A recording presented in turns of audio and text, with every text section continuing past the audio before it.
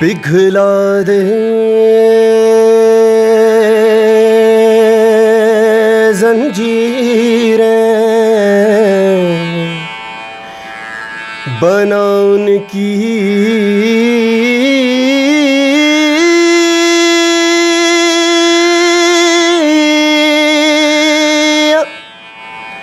हो शमशीरें, रे रे रे रे रे रे, शमशीरें रे रे रे रे रे रे, होकर हर मैदान फतेह ओ बंदिया,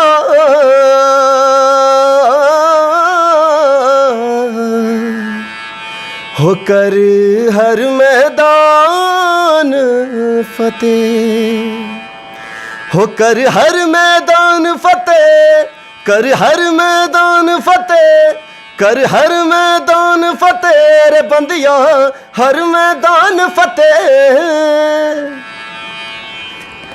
आदाब, स्ट्रेट लाइन में आपका स्वागत है। जैसा कि आप जानते हैं हम अभी भद्रवाह में हैं, और अगर बात करें भद्रवाह की खूबसूरती की तो बेमिसाल है। भद्रवाह को छोटा कश्मीर भी कहा जाता है, और यहाँ की खूबसूरती की अगर हम बात करें तो लाजवाब है। और अगर हम बात करें यहाँ के लोगों की, वो भी लाजवाब है। और अगर हम बात करें उनकी आवाज़ की, वो तो कमाल है। जी हाँ, मैं बात कर रहा हूँ भद्रवाह के एक ऐसे आर्टिस्ट की जो बहुत ही अच्छा गाते हैं, बहुत ही जो उनकी आवाज़ है बहुत ही सुरीली है। तो आइए जानते हैं हम इनसे कि क्या नाम है इनका। जी आपका नाम? जी मेरा नाम तौकीर अली है।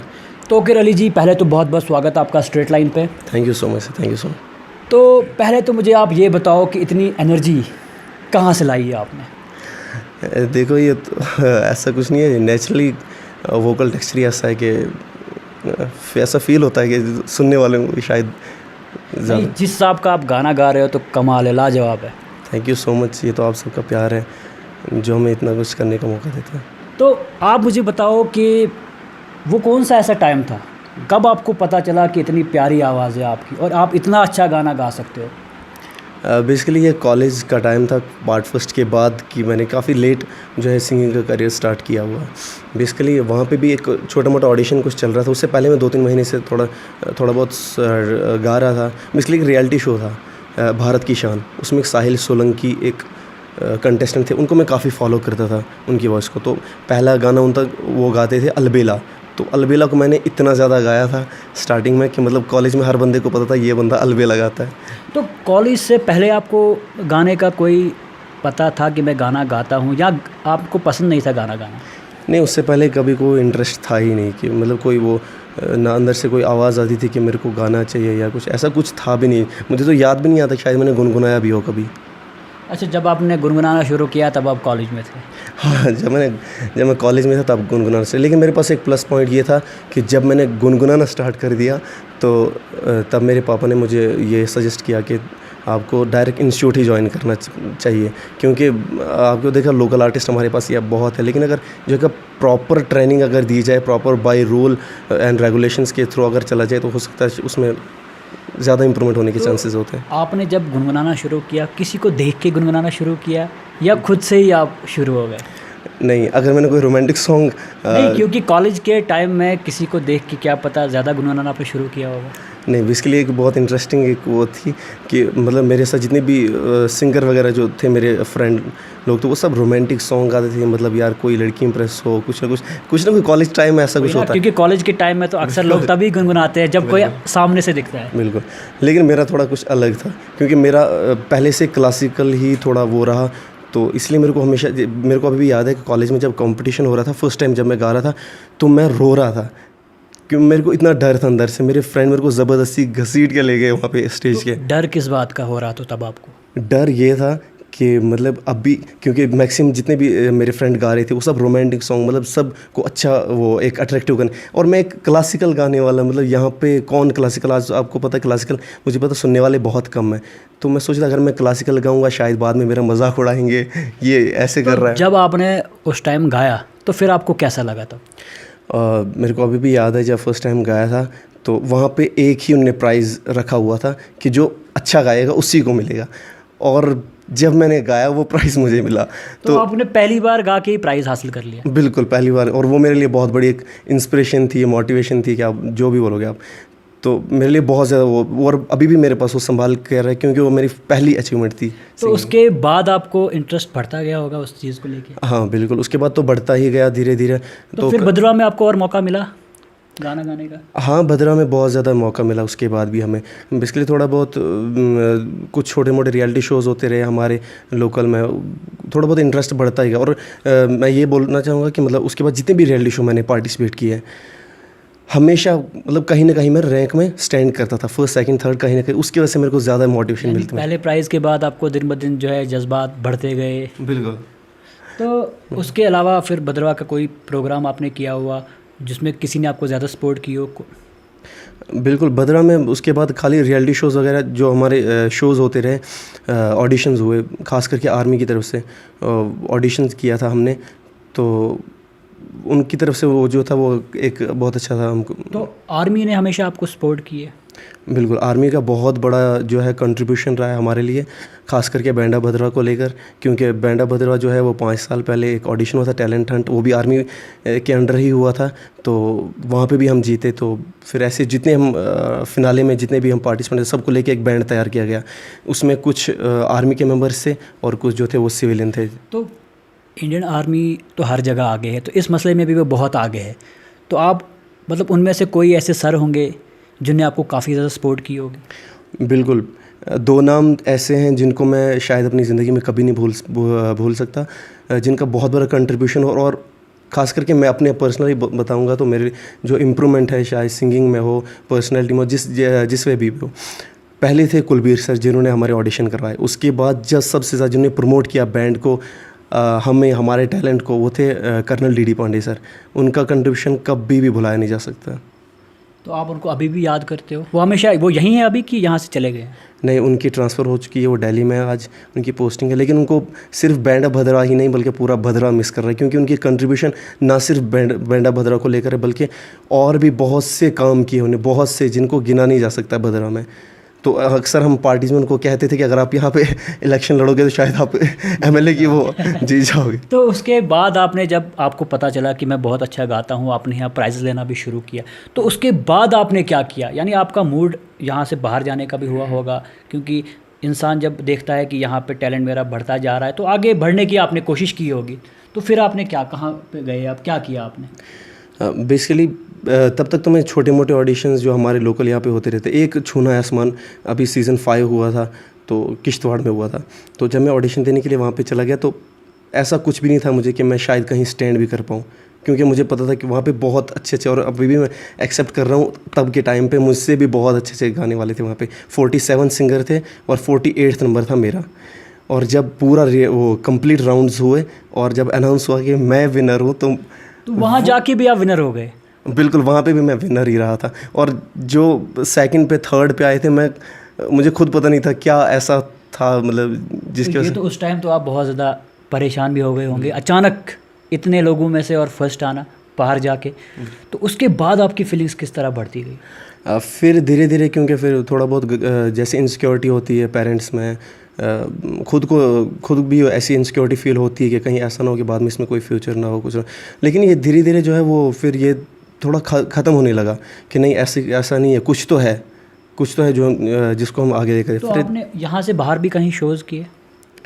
हाँ, ऐसे शोज़ तो हमारे बैंडा भद्रवा के थ्रू तो हमारे काफ़ी होते रहे, बानाल वगैरह में होते रहे, बानाल में, रामबन, तो वहाँ पर भी प्राइज़ आप जीतते गए होंगे? हाँ बिल्कुल, ये है कि जहाँ पे भी रियलिटी शो जहाँ पे भी पार्टिसिपेट किया वहाँ पे फर्स्ट सेकंड थर्ड कहीं, अभी मेड स्टार हुआ था हमारा, वहाँ पे मैं सेकंड पे आया था। तो ये जो रियलिटी शोज़ हैं, तो अभी प्रेजेंट में आप कहीं पार्टिसिपेट कर रहे हो? हाँ, अभी जस्ट कुछ मंथ पहले एक रियलिटी शो चल रहा है हमारे जे.एंड.के का सबसे बड़ा, जो छूना आसमान, उसका सीज़न 6 चल रहा है। तो उसमें अभी 3 राउंड हो चुके हैं, 3 लेवल आप बता सकते हो। तो अभी जोनल लेवल जो है वो भी मैंने जीता, डिस्ट्रिक्ट लेवल भी जीता मैंने। तो अभी जो है हमारा प्रोविंस लेवल होने वाला है। और जो पहले सीज़न था तब अनु मलिक सर आए थे जज, तो इस बार भी एक्सपेक्टेशन है कि शायद अनु मलिक सर ही आए, और ग्रैंड फिनाले में सुखविंदर सर आए थे। तो उसमें आप कंटेस्ट विनर हैं कि अभी भी प्रोग्राम वो चल रहा है? मैं कंटिन्यू उसमें अभी विनर हूँ, और नेक्स्ट अभी जो है हम टॉप 6 से शायद। अच्छा, टॉप 6 में आप पहुंच गए? हाँ जी, अभी जम्मू प्रोविंस में हम टॉप 6 में आ चुके हैं, और 6 में फिर 3 ही जो है वो ग्रैंड फिनाले के लिए जो कश्मीर में होगा, फिर कश्मीर के 3 और जम्मू के 3, फिर 6 का आपस में होगा, फिर उनमें से 3 जो है। तो अभी वो हुआ नहीं है? नहीं, अभी वो बेसिकली कोरोना ये जो लॉकडाउन चल रहा था इसकी वजह से थोड़ा पोस्टपोन हो गया। तो उसके अलावा भी आप और लैंग्वेज में गाने गाते हैं? किस किस लैंग्वेज में आप गाना गाते हैं? हाँ, बेसिकली मैं ट्राई करता हूँ थोड़ा बहुत कि मतलब हमारी जो फोक है उसमें तो चलो हम कर ही लेते हैं, लेकिन थोड़ा बहुत जो हमारी इंडिया की दूसरी कल्चर है वो उसको भी समझने का थोड़ा मौका मिलता है हमें, कि अगर हम उनमें थोड़ा ट्राई करें। जैसे मैं थोड़ा हरियाणवी भी गा लेता हूँ, पंजाबी भी गा लेता हूँ, भोजपुरी में अक्सर मेरे को बड़ा अच्छा लगता है। तो भोजपुरी में कोई गाना आप गाओ? हाँ बिल्कुल, मनोज तिवारी सर का एक गाना है। बिल्कुल बिल्कुल, हो जाएगा गाना। अरे जिया हो बिहार के लाला, अरे जिया तू 1000 साला, जिया हो बिहार के लाला, जिया तू 1000 साला, अरे जिया तू 1000, तनी नाची के तनी गाई के, ओ तनी नाची गाई सबके मनवा लावा रे भैया, तनी कान पकड़ के दान सेन गा लावा रे भैया, ओ तनाई गड़न बग्गा दान दड़ग्गा सावा रे भैया, तनी कान पकड़ के कान पकड़ के दान सेन का लावा रे भैया। वाह क्या बात है, मुझे ज़्यादा समझ तो आई नहीं, बट फिर भी जो था बहुत कमाल का था। तो उसके अलावा और क्या क्या गाते हैं आप? कश्मीरी गाते हैं आप? हाँ बिल्कुल, कश्मीरी भी। कश्मीरी में कोई गाना हो जाए, कौन सा गाना गाएंगे आप कश्मीरी में? कश्मीरी में बहुत से गाने, लेकिन हाँ एक जो है मेरे पापा जो है वो राइटर भी है, कश्मीरी भी लिखते हैं। आपके पापा राइटर हैं? हाँ जी, मिस्टर आशिक अली उनका नाम है, वो राइटर है, बेसिकली भद्रवाही भी लिखते हैं और कश्मीरी भी लिखते हैं। तो उन्होंने कोई ऐसा गाना लिखा हो कश्मीरी में जो आप गाते हो? हाँ, बेसिकली उन्होंने एक कश्मीरी उन्होंने काफ़ी लिखे हुए, लेकिन एक कश्मीरी है जो हमने बेसिकली एक बॉलीवुड का सॉन्ग है उसका एक कश्मीरी वर्जन किया हुआ है। क्या बात है, वो तो हो जाए फिर एक। हाँ। मिलता रुख ये दिल छुकरा, चैन नाव चित से बेपरा, गड़े की त्रवे छुगछान, मौतक इंतजार छुस करा, ओ हमदम दुनिया त्राव चैपात, दिलुक आराम राव चैपात, वचस मंज लौल चौन बर ये तो ही ना सोची थके, ओ तेरे लिए दुनिया छोड़ दी है, तुझ पे ही सांस आके रुके, मैं तुझको कितना चाहता हूँ ये तू कभी सोच ना सके। क्या बात है, क्या बात। भद्रवाही में, क्योंकि आप भद्रवाह के हैं, तो भद्रवाही में कोई गाना आप गाते हैं?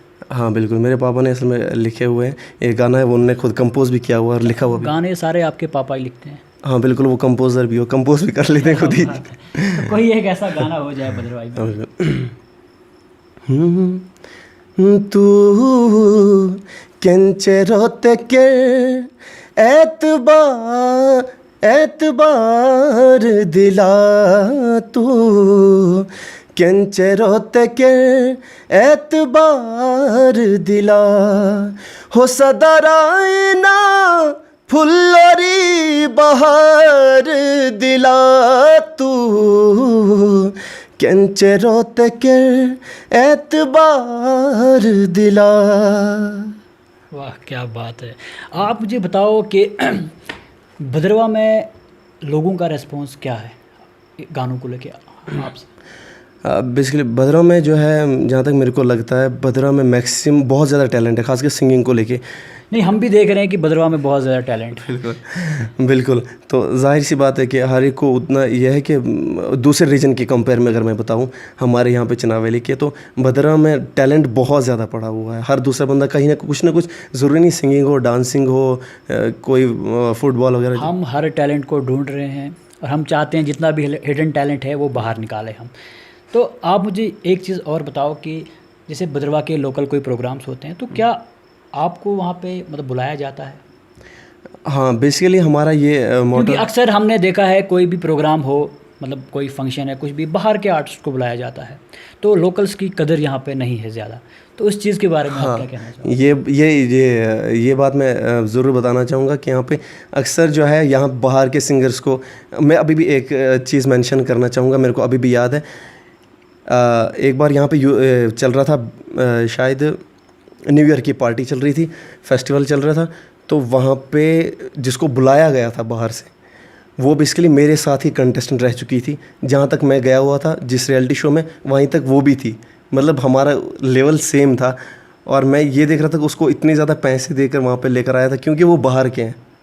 अगर वो यहाँ के होते तो शायद उनको नहीं, मतलब वैल्यू कुछ नहीं होती, लेकिन इस खाली एक ही रीज़न था कि वो बाहर के थे, इसलिए उनको वो प्रेफरेंस दिया। क्योंकि हमने भी बहुत देखा है, कोई भी फंक्शन हो, कोई भी कुछ हो, तो लोगों को, जो भी आर्टिस्ट है, उनको बाहर से बुलाया जाता है, क्योंकि लोकल टैलेंट्स यहाँ पे इतना ज़्यादा है कि कोई हद नहीं है इस चीज़ की। पर फिर भी लोगों को, मतलब लोग जो भी देखते हैं बाहर के, जो जितना भी टैलेंट उनको लेके आते हैं, ऐसा क्यों कदर नहीं है यहाँ के टैलेंट की? बिल्कुल, आपने कहा तो सुनी होगी कि दाल घर की मुर्गी दाल बराबर, तो शायद ऐसा ही कुछ यहाँ पे भी है। लेकिन मैं बोलता हूँ, अगर यहाँ का एडमिनिस्ट्रेशन, यहाँ के जो BDA डिपार्टमेंट है, या फिर जितने भी पॉलिटिकल पार्टीज, अगर सबको, पूरे टैलेंट को सपोर्ट करें, मैं बोलता हूँ बाहर के जो यहाँ पे लेकर आते हैं, मैं बोलता हूँ यहाँ के लोगों को, यहाँ के आर्टिस्ट को लोग बाहर लेकर जाएंगे कि उनको भद्रवाह से लेकर हम सिंगर को लेकर आ रहे हैं यहाँ पे, तो वो उनके लिए एक बहुत बड़ी बात होगी अगर हम यहाँ पे यहाँ के टैलेंट को जो है वो एनकरेज करें। तो उसके अलावा आप मुझे एक और चीज़ बताओ कि फैमिली की सपोर्ट आपको किस हद तक है? जहाँ तक मैं और उनकी मतलब कंपेयर, क्योंकि अक्सर हमने फैमिलीज़ में देखा है कि ये नहीं करो, इसमें कोई फ्यूचर नहीं है, पढ़ाई करो, बस अफसर बनना है, तुमने गवर्नमेंट जॉब चाहिए। तो इसको लेके हमेशा जो भी पेरेंट्स है यहाँ के, वो यही चीज़ कहते हैं कि बिल्कुल कुछ नहीं है, इस चीज़ को छोड़ दो। तो इस बारे में आपका क्या, और आपकी फैमिली का रिएक्शन क्या है इस चीज़ को लेकर? पहले तो मैं यही बताऊँगा कि मेन चीज़ होती है वो इनसिक्योरिटी होती है, तो वो सबसे पहले तो खुद से स्टार्ट होती है। खुद में वो इनसिक्योरिटी फील होती है कहीं ना कहीं कि कहीं इसमें फ्यूचर है भी या नहीं है। बाद में फैमिली, फिर अपने रिलेटिव्स, मतलब सोसाइटी वगैरह, सबको कहीं ना कहीं से वो इनसिक्योरिटी फील होती है कि ये आगे कर भी पाएगा या फिर ऐसे ही कुछ रह जाएगा।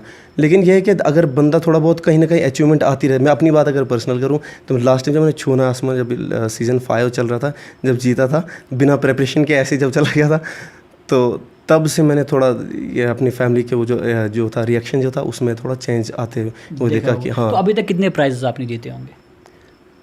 प्राइजेस मतलब ऑडिशन जितने जीते हुए अभी नहीं, इसमें सिंगिंग में अभी तक कितने प्राइजेस आपने जीते हैं? 15-20 होंगे। क्या बात है, 15-20 प्राइजेस! तो फिर तो घर वाले बहुत ज़्यादा खुश हुए होंगे। हाँ बिल्कुल, उनको तो हमेशा रहता था कि अगर ऑडिशन में गए तो मतलब जीत के आएगा, कुछ ना कुछ तो आएगा। तो उसके अलावा लाइफ का कोई ऐसा मोमेंट जिसमें आपको बहुत ज़्यादा हंसी आई हो या बहुत ज़्यादा रोना आया हो? बिल्कुल, असल में हमारा एक बार शो चल रहा था हमारे चुनाव वैली के, एक जगह का नाम नहीं बताऊंगा, बट हमारे यहाँ पे एक ऐसा हुआ था कि इंसिडेंट हुआ था कि काफ़ी ऑडियंस आई हुई थी, तो वहाँ पे एक लड़की थी, उसने उसके हस्बैंड के साथ कुछ ऐसा चल रहा था, मैटर चल रहा था, तो उन्होंने मेरे को देखा वहाँ पे गाते हुए, तो उन्होंने बता दिया अपने हस्बैंड को कि मतलब मेरा इसके साथ चल रहा है कुछ, तो आपको जो करना है वो कर लो। ऑन स्पॉट उन्होंने ऐसा बता दिया? हाँ, ये मेरे को बेसिकली एंड पे पता चला कि ऐसा हुआ था। तो उसके जो पति वहाँ पे होंगे, उनका रिएक्शन क्या रहा होगा? तो नहीं, वो तो मेरा नंबर ऐसे ढूंढ रहे थे कि मतलब सच में ऐसा कुछ है। वो तो आपको मारने के इरादे से हुआ? हाँ, तो पहले उन्होंने बड़ी बदतमीज़ी से बात भी की है, लेकिन बाद में जब उनको पता चला, उन्होंने मेरे को ऐसे रिकॉर्डिंग सुनाई भी ऐसा कुछ, फिर मेरे को थोड़ा लगा कि हाँ, गलती शायद उनकी थी। तो उसके अलावा लाइफ का ऐसा मोमेंट, किसी वजह से आप सैड हुए हो या ज़्यादा खुश हुए हो, और आपने एक ऐसा गाना गाया हो जो आपको दिल को छू गया होगा, तो ऐसा कभी कोई मोमेंट हुआ है? हाँ, बेसिकली मेरी जो दादी थी तब की अभी मैं बात करूँगा, तब मेरे को एक जो जिसको दिल से सबसे ज़्यादा लगाव होता है जिस शख्स के साथ, तो वो मेरी दादी थी। मुझे अभी भी याद है, मैं उस दिन एग्ज़ाम देने गया हुआ था कश्मीर में, तो जब उनकी डेथ हुई थी मेरे वहाँ पे होने, मतलब मैं घर पे नहीं था, तो मेरे लिए बहुत सैड मोमेंट था। तो वो चीज़ शायद मेरे को कभी, तो उस टाइम में आपने कुछ गुनगुनाया? गुनगुनाया तो नहीं बोलूँगा मैं, लेकिन हाँ इतना था कि वहाँ पे मैं गाना एक सुनता रहता था काफ़ी, साया भी साथ छोड़ जाए।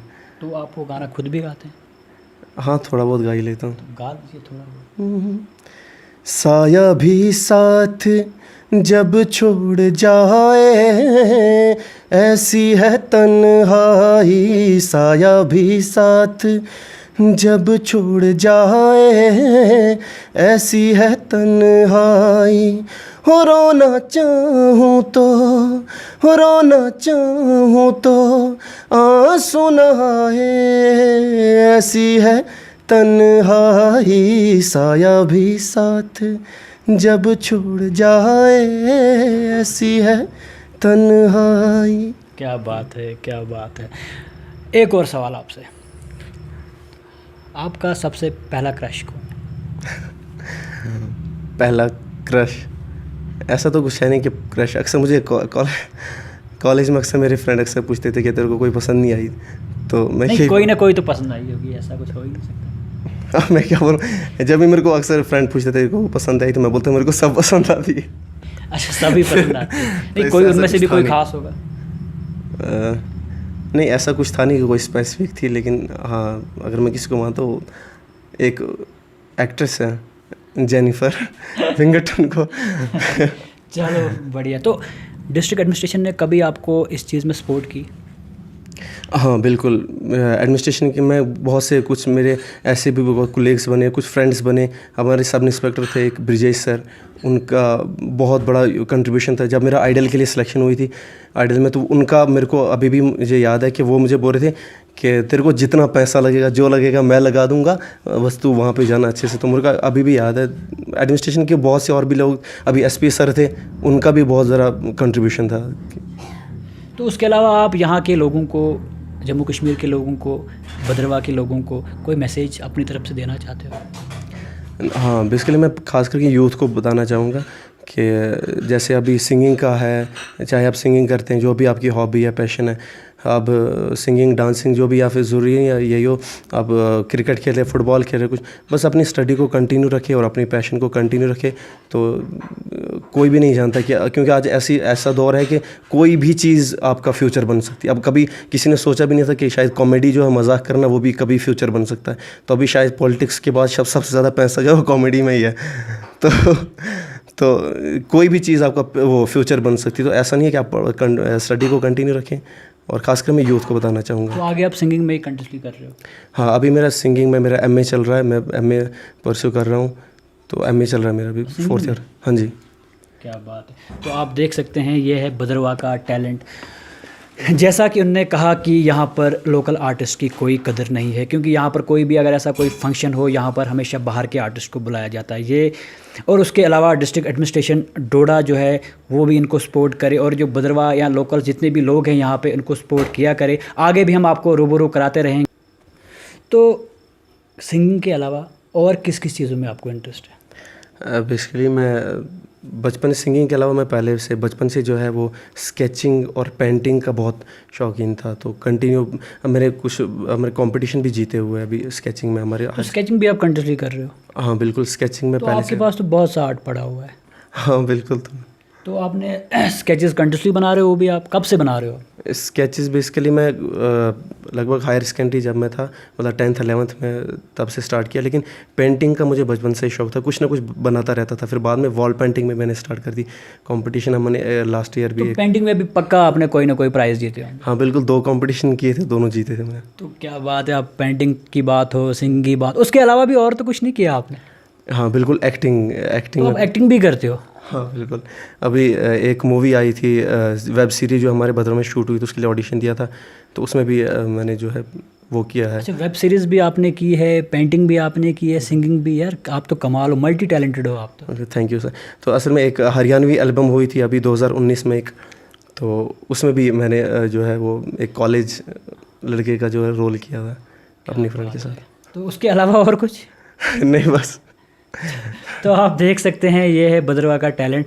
तो आखिर में हम इनसे एक गाना सुनते हुए जाएंगे, लेकिन उससे पहले हम आपसे अलविदा लेते हैं और हमारी जो रिक्वेस्ट होगी भद्रवा के लोगों से कि लोकल आर्टिस्ट को यहाँ पे मौका दिया जाए, क्योंकि हमेशा जो यहाँ पर कोई भी प्रोग्राम हो यहाँ पर अब बाहर के आर्टिस्ट को बुलाया जाता है।